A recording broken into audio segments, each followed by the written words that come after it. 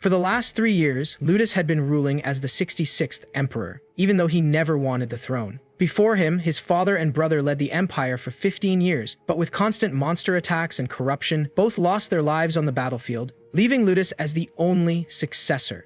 Since he knew little about politics, the palace planned to use him as a mere figurehead, but he proved them wrong by leading the empire to victory multiple times and achieving several great feats. One day, the princes who despised Ludus spread nasty rumors about him. These rumors quickly reached the people, turning them against him and earning him the title of demon-born bastard. Seeing the situation worsen, his monster servants insisted on protecting him, calling humans fools for daring to raise their weapons against their master. The reason behind this title was the Emperor's mark that Ludus possessed, a special insignia given only to members of the imperial family, allowing them to command not just humans, dragons, and sacred beasts, but also monsters. This terrified the palace, leading to his confinement in the Magic Academy. However, this only worked in his favor, as the more time he spent there, the stronger his magic became, to the point where even high-level spells no longer posed a challenge. Despite all the good he had done for the Empire, the label of demon-born bastard remained attached to him. At this moment, his servants were eager to fight for him, but Ludus dismissed them as fools, knowing that such an action would only spark a war. His Emperor's mark ensured absolute obedience, and since his servants refused to listen, he had no choice but to use it.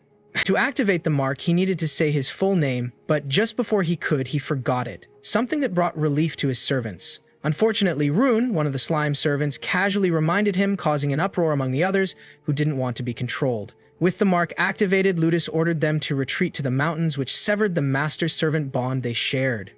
Left alone, he sat on his throne as a single tear ran down his cheek. Soon, the citizens stormed into the palace, and one of them grabbed him by the collar, accusing him of hoarding their tax money while they suffered in poverty. Staying calm, Ludus denied the accusation and even told the man to search for treasure if he wanted proof, knowing well that there was none. This man had lost his wife 8 years ago in a war caused during Ludus's brother's reign, but unaware of the truth, he blamed Ludus entirely. Seeing that nothing he said would change the man's mind, Ludus accepted his fate, telling him to go ahead and take his life if that was what he wanted. Without hesitation, the man stabbed him with a dagger.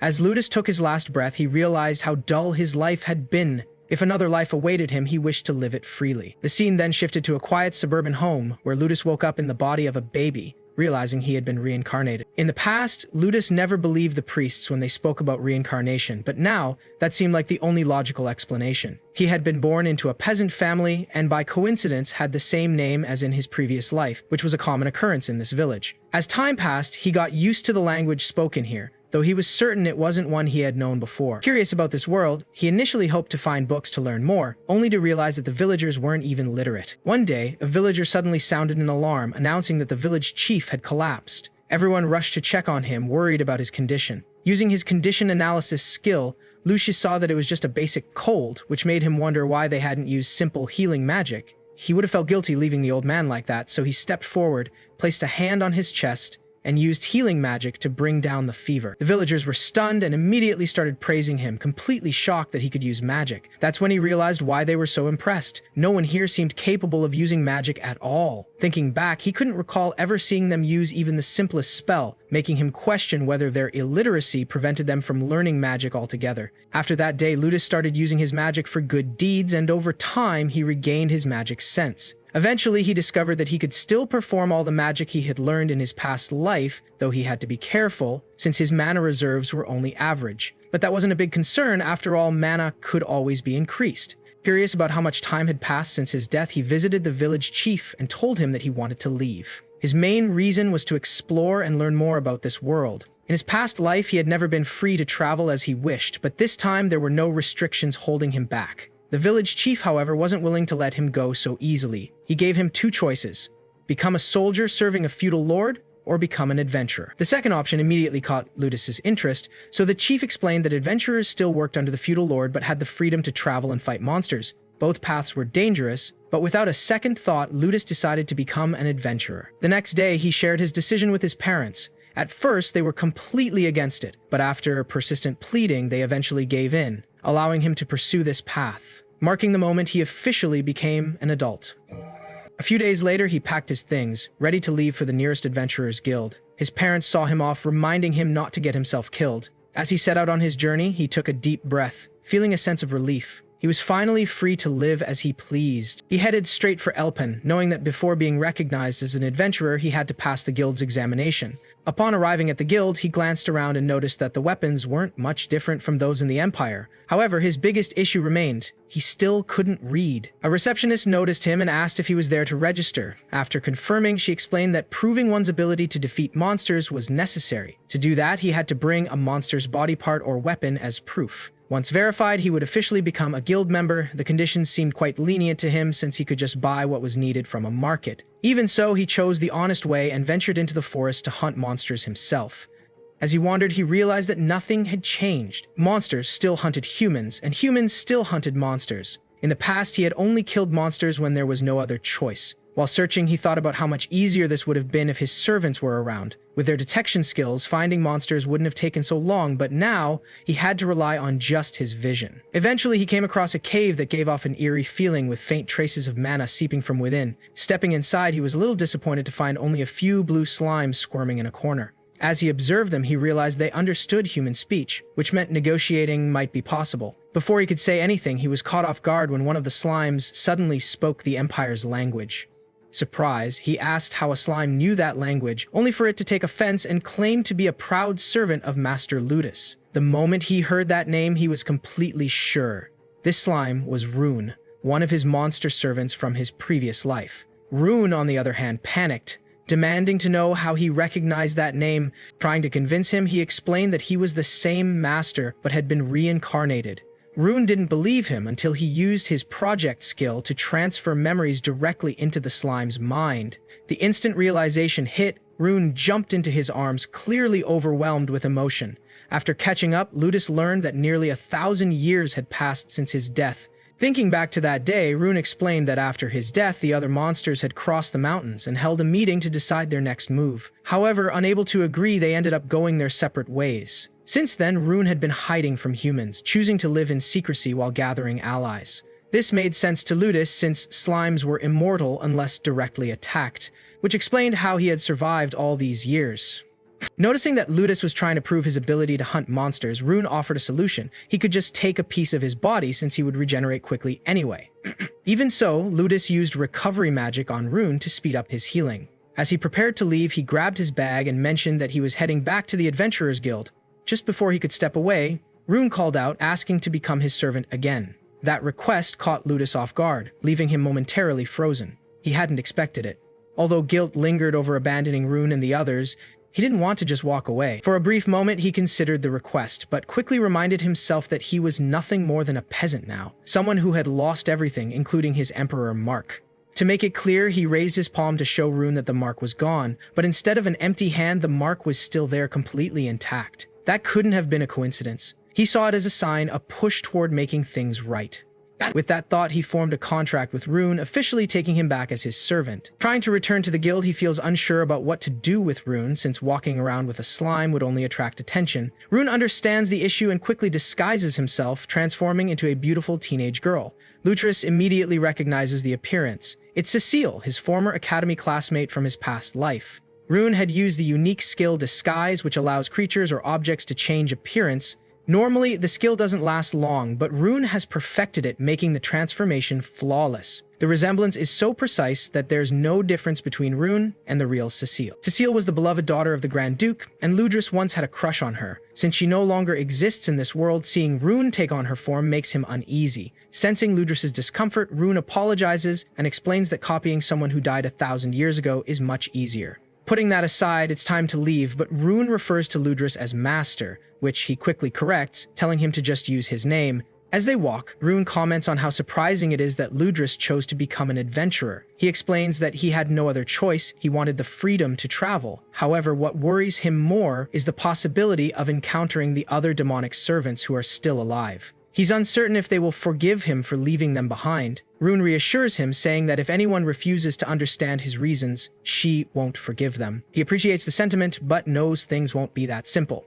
Moving ahead, he spots a carriage with its wheels broken off. Taking a closer look, he realizes that goblins are attacking it. The soldiers defending it are struggling, and at this rate, they won't last much longer. Even though he prefers to avoid drawing too much attention, he can't just ignore the situation. Deciding to intervene, he first targets the goblins without armor. After that, he takes out the ones using bows with his thunder whip. The remaining goblins refuse to back down, forcing Ludus to burn their leader, which finally terrifies the rest into retreating. As they flee, he notices them speaking the Empire's language. This makes him wonder how they managed to survive for so long. He considers chasing after them, but then reminds himself that he's just a rookie adventurer. With that in mind, he lets them go. The knights quickly draw the attention of nearby adventurers as the princess collapses, unconscious. Ludus steps forward, using magic to check her condition, and soon realizes that she's suffering from a poison curse. The moment the soldiers hear this, they start to panic. He knows this is a serious situation. If nothing is done, she won't last more than 5 minutes. With the carriage broken,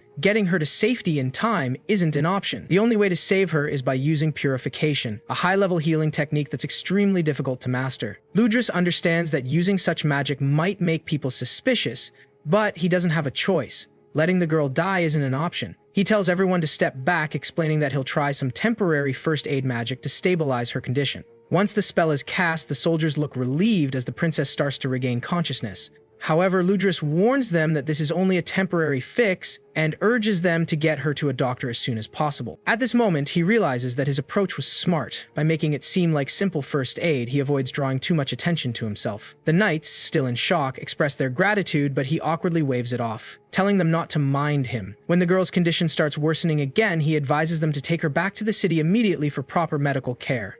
After rescuing the princess, Ludus made sure she got proper care before quietly slipping away. With all the poison and injuries treated, he felt confident she'd be okay. He was ready to head back to the guild when Rune stopped him. She apologized for making him wait so long for her. He told her that now that she had a human form, he was thinking of joining the guild, and she could do the same if she wanted.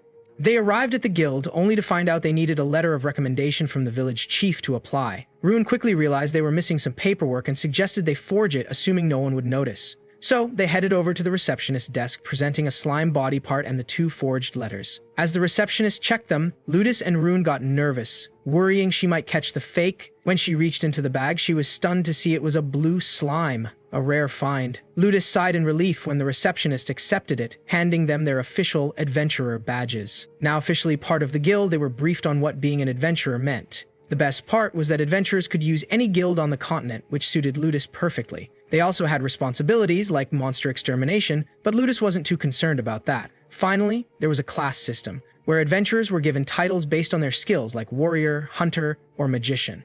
Ludus and Rune were about to take the test to determine their classes. Later, back home, Ludus collapsed onto his bed completely drained. He hadn't done much, but he was still exhausted, probably because he hadn't fought in 15 years. Deciding it was best to rest, he went to sleep early that night. Rune suddenly jumped on Ludus, offering to give him a massage while smothering his face with watermelon. He was completely caught off guard and yelled at her to get off. Her eyes welled up with tears as she quickly transformed back into her slime form, feeling deeply embarrassed. Seeing how upset she was, Ludus realized he might have been too harsh and apologized. In that moment, it hit him that it had been over 1,000 years since they last saw each other, and Rune was probably just overwhelmed by everything. He kneeled down, gently petting her and reminding her how happy he was to see her again. Her mood lifted a bit after that. Later that evening, they talked about the upcoming class test. Ludus asked Rune to keep her magic use to a minimum, only using basic skills so they wouldn't draw too much attention. He admitted that he wasn't as strong as he used to be, so the test shouldn't be too difficult for him. He realized how hard it was to limit his power.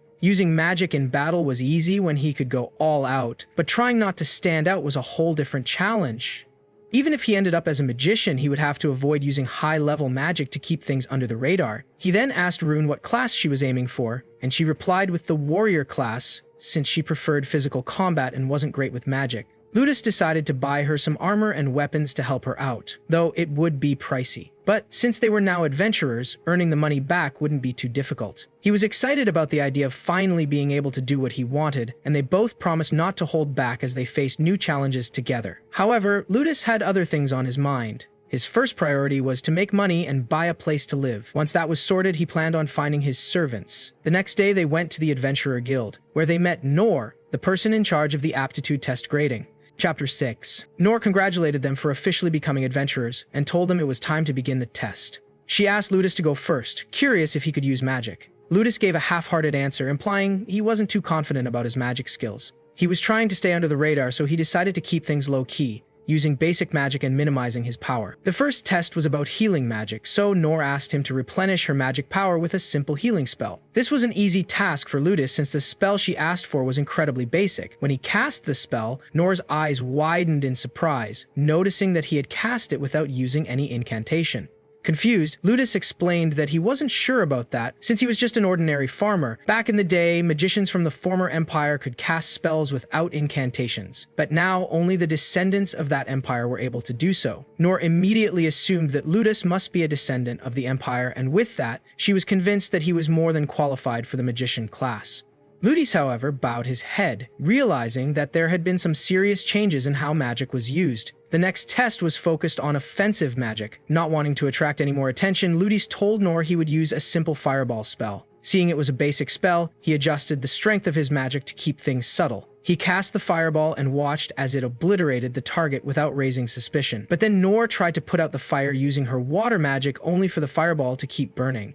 Ludus's face showed shock. He had accidentally cast an upgraded version of the fireball, one used in the military. It was a powerful spell that could only be extinguished by a large amount of magic. Realizing how strong Nor must be to become an examiner, Ludus guessed it would be tough to find someone capable of putting out his fireball. Meanwhile, Nor was starting to panic, worried that she wouldn't be able to put the fire out. She tried one more time, using her water technique again, but Ludus knew it wouldn't be enough. In a split second, he amplified her magic with his own, just before it reached the fire. Nor was surprised when the fireball was finally extinguished. Now that the test was over, Nor concluded that she had just been too tired to put out the fire earlier. Based on the results, she decided that Ludus's magic ability would be classified as Apprentice Magician. On top of passing the test, Nor surprised Ludus by raising his rank by 1, officially making him a magician. Ludus was taken aback and expressed his deep thanks, sighing with relief that everything had gone smoothly. After him, it was Rune's turn to take the test. She performed her magic with an incantation and reduced her magic strength even further.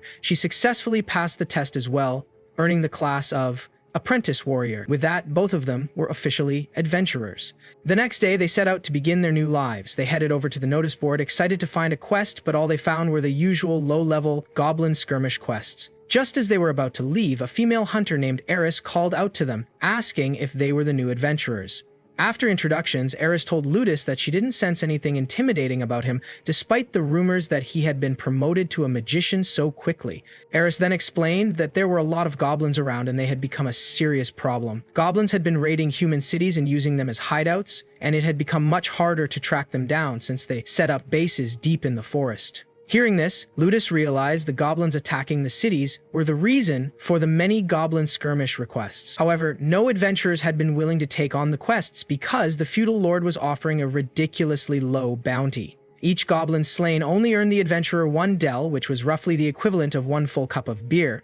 It made the quest practically worthless. Despite the low reward, Ludus still felt drawn to the goblins' skirmish. He remembered hearing a goblin speak the Empire's language, and that triggered a gut feeling that it might be linked to one of his old servants. Determined to find out more, he officially accepted the Goblin skirmish quest as his and Rune's first mission. Ludus and Rune set off on their first mission as adventurers, heading north toward Elpin for the Goblin skirmish. As they walked, Rune playfully asked Ludus what he thought of her armor. Ludus blushed, trying to downplay it, saying it was just a chest plate and not to expect too much from it. The chest plate was second-hand, something the military no longer needed, yet despite its humble origin, it somehow looked noble and prestigious en route to Ludus.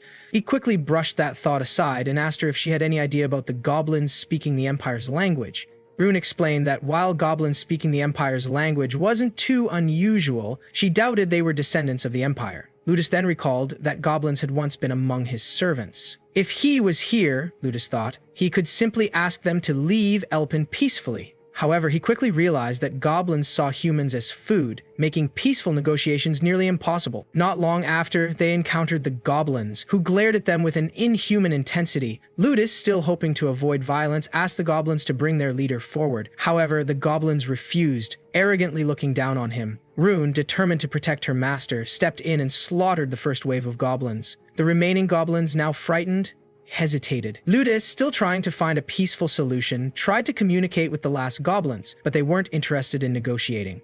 With a swift motion, Rune pierced one through the chest, growling that it should never mess with her master. This bloody encounter made Ludus realize that negotiations would be impossible unless he could speak directly to their leader. He thanked Rune for protecting him, and she blushed, shyly admitting that she liked being complimented by her master. Before they left, one of the goblins managed to gasp out, "Forgive me, Master Bates." The next day, they returned to the Adventurers Guild with the goblin ears they'd collected. The receptionist was stunned by the number, screaming at the top of her lungs when she saw that they had brought back 50 goblin ears. Ludus, a bit embarrassed by the commotion, had managed to get little useful information out of the goblins except for one thing: the name Bates. Bates was the ultimate leader of the goblins, and to Ludus's shock, was one of his former servants who had pledged allegiance to him years ago in order to pursue his research in magic. Under normal circumstances, Ludus knew Bates should have been dead by now. However, the possibility of life-extending magic crossing his mind made things more complicated. Bates, despite being capable of commanding attacks, wouldn't kill unless there was a reason behind it. It also crossed his mind that they could just share the same name, though that seemed unlikely. As Ludus was lost in his thoughts, Eris approached, interrupting his train of thought. Eris congratulated them on completing their first quest. She mentioned how she had heard many stories about potential newcomers, but had never seen anyone perform as impressively as Ludus and Rune. Securing 50 goblin ears was no small feat. Eris admitted that on her first mission, she was only able to take down 3 goblins. This made her realize just how much power Ludus and Rune had, which made Ludus uncomfortable. Ludus wanted him. All the attention was now focused on him. When some adventurers asked him for tips on how he did it, Ludus casually explained that it was similar to boar hunting, luring them into traps and then killing them. Eris, unconvinced, raised an eyebrow, brushing her lip, and didn't buy his explanation. She knew goblins weren't that easy to outsmart. Ludus awkwardly laughed, trying to backtrack and explain that Rune acted as bait, which made the plan more convincing. Just then, Asura, another adventurer, stepped in and started boasting about his own first mission, claiming he was regarded as the mighty Asura, the one who destroyed goblins for everyone. Eris, however, wasn't impressed. She revealed the truth, telling everyone that Asura was so weak that he couldn't even defeat one goblin and had to stop for assistance. Asura, embarrassed, fell silent. Despite the awkwardness, they all decided to celebrate Ludus and Rune's successful mission with a feast. Everyone gathered around, eating and drinking merrily. Out of nowhere, Eris sneaked up behind Rune, playfully grabbing her chest and joking that she should eat more so she could grow them out. Rune, red-faced, protested, but the playful teasing lightened the mood. The evening continued with laughter, food, and drinks, marking the start of Ludus and Rune's new life as adventurers. After completing their first mission and officially becoming adventurers, they decided to team up with their seniors, Eris and Castle, for a goblin hunting quest. Eris and Castle easily wiped out a group of goblins without needing any help from Ludus or Rune. For Ludus, though, this mission wasn't about the reward, it was all about observing Nor's magic. Since Nor was at the top of the adventurer ranks, Ludus hoped to learn more by watching her in action. As time passed, he realized that the level of magic in this era had dropped a lot. None of them, including Nor, could use even mid-tier magic, let alone high-tier. However, Nor could still cast a variety of spells, which made Ludus think there was a lot of untapped potential in her. Eris noticed Ludus staring at Nor for a while and assumed he had a thing for her. When they reached the next city, Castle and Eris mentioned they had some errands to run, so they waved goodbye to Ludus and Nor, telling them they'd catch up at the guild later. Before leaving, Eris gave Ludus a playful wink and mentioned something about creating a private space for them to learn. Ludus was left confused, wondering if he had misunderstood something. As they wandered around the town, Ludus realized it might be a good chance to ask Nor for some advice on improving his magic, but he wasn't sure how to bring it up. They came across a giant statue that seemed strangely familiar to Ludus. He soon discovered that the statue was named after him, but he brushed it off as a coincidence. Nor explained the statue's history, and Ludus learned that it was built in memory of his past life as an emperor. Legend said he mastered every form of magic, won every battle, and brought an end to evil forces. Ludus knew, though, that the story didn't quite match up with the reality. Nor also mentioned that the person who commissioned the statue was rumored to be the emperor's killer. Ludus, a little nervous, didn't believe that, since the man who had killed him had hated him deeply. To Ludus's surprise, he learned that 500 years after his death, his actions as emperor were seen in a completely different light. People had come to believe he was justified, and the statue was built to honor him. After the empire fell, the world was left in chaos, and people began to worship the statue, seeing Ludus as a god. They prayed for his return, with the statue symbolizing that hope. Ludus, still in shock, realized that no matter how much the world had fallen apart, people only wished for things to get better again. That evening, Ludus returned home to find Rune eagerly waiting for her master. With the money they'd earned, they rented a long-term room at an inn. They had also summoned a few chibi slimes from the cave. Thanks to Rune, the slimes learned some basic skills, even picking up a camouflage trick to blend in as humans for a day. Having them around had helped Ludus a lot, as his strength and magic had both improved since they arrived. Since the slimes now had the ability to disguise themselves, Ludus thought it would be fun to try it out. He wasn't sure what kind of disguise to choose, though. Transforming into people around them could lead to problems, so he decided to go with someone from his past life. Rune suggested they turn into Celine, his blue-haired classmate from back then. When the slimes transformed into Celine, Ludus was taken aback. It was spot on. Too accurate for his comfort. Ludus realized he needed to give her a name, so after thinking for a moment, he named her Marina. He imagined her as a beautiful girl with hair like crystal clear water, and it seemed to suit her. As Marina stood there, looking honored to have been given a name, Ludus noticed Rune watching him closely. She clearly saw through him, but he didn't quite understand why she was so focused on his feelings about love. Rune then suggested they do the same for the other slimes, although she warned that the transformations might not be as precise. Before Ludus could respond, Eris barged into their room looking flustered and demanding they come to the guild immediately. As they made their way there, Ludus couldn't help but notice that something was off with Eris. She looked different from usual, more tense and urgent. At the guildmaster made an announcement. The northern sentry towers had reported that a goblin army was marching toward Elpin. This made Ludus realize that the goblins in the forest were just cannon fodder, not the real threat. The guildmaster wanted them to ambush the army before they reached the city. He told them to get ready for battle since adventurers would be needed on the front lines. Ludus couldn't help but question the Grand Duke's plan. The idea of sending adventurers to fight outside the city made no sense to him, even if the goblins were the enemy. To prepare for the ambush, the Grand Duke said that adventurers would be put in charge of defending the city walls, but Ludus quickly realized that the Grand Duke and his team didn't seem to care much about the fortified walls. What mattered was just the preemptive strike. This overconfidence made Ludus uneasy. Something about it didn't feel right. On the day of the ambush, 600 soldiers from Elpin faced off against 1,000 goblins. The soldiers' formation was a mess, with the cavalry pushing too far ahead, while the goblins, despite their lack of skill, remained surprisingly stable. Ludus and Rune were watching from the sidelines, fully aware that if things continued like this, the situation could turn into a disaster. The cavalry, acting arrogantly, were advancing too far because they underestimated the goblins. While they could probably take down the goblins one-on-one, their disrupted formations made it difficult to defend against any coordinated attacks. As Ludus scanned the battlefield, he was surprised to spot the princess he had saved previously. He also noticed something alarming. The goblins were holding an ancient formation, one from the Old Empire.